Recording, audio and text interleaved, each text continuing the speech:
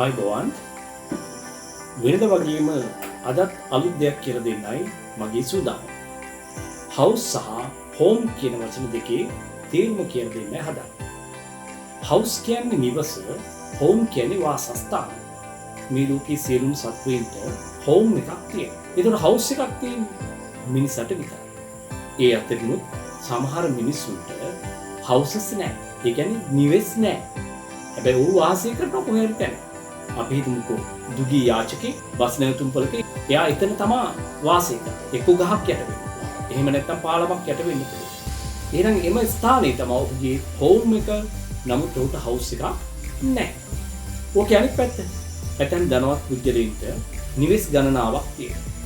කිහිපයක්ම තියෙනවා. එතකොට මේවා ඔහුගේ හවුසස්. හැබැයි ඔහු දරුවොත් එක්ක, බිරිඳත් එක්ක ජීවත් වෙන වාසය කරන ස්ථානය තමයි ඔහුගේ හෝම්. දැන් පැහැදිලි නේද හෝම් කියන්නේ මොකද්ද, හවුස් කියන්නේ මොකක්ද කියලා? තවදුරටත් කිව්වොත් කුරුල්ලගේ හෝම් එක තමයි කැදැල්ල. අපි කියන්නේ නෙස්ට් කියන්නේ.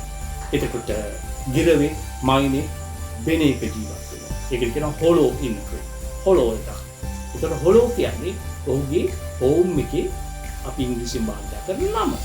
දැන් පැහැදිලි නේද හැම සතෙකුටම හෝම් එකක් තියෙනවා. හැබැයි හවුස් කියන භෞතික නිර්මාණය තියෙන්නේ අපිට. කුරුල්ලගේ හෝම් එකේ නම කැදැල්ල. කුරුළු කූඩුව කියලා කියන්නේ. බැරි වෙලා එයා ගෙදරක ඇති කළොත් අපි කූඩුවක් හදනවා. ඒකට කියන්නේ එයාගේ හෝම් එක. එතකොට ගෙදර ඉන්නේ. හැබැයි එයා ඉන්නේ කූඩුවක් ඇතුලේ. එතකොට ඒක කේජ්. එතකොට එයාගේ හෝම් එකේ නම කේජ්. දැන් පැහැදිලිද? එතකොට සිංහෙක් පොටියෙක් වලහෙක් ජීවත් වෙනවා ගුහාව. ගුහාවට කියන්නේ ඩෙන්. එතකොට එයාගේ හෝම් එකේ නම ඩෙන්. එතකොට මිනිසා හදනවා යම් නිර්මාණයක්. අන්නේ නිර්මාණයේ නම තමයි හවුස් කියලා කියන්නේ. දැන් ස්වාමින් වහන්සේලාටත් හෝම් එකක් තියෙනවා. ඒ නිර්මාණය කරලා තියෙන එකට අපි කියන්නේ පන්සල කියලා. in English temple කියලා කියනවා.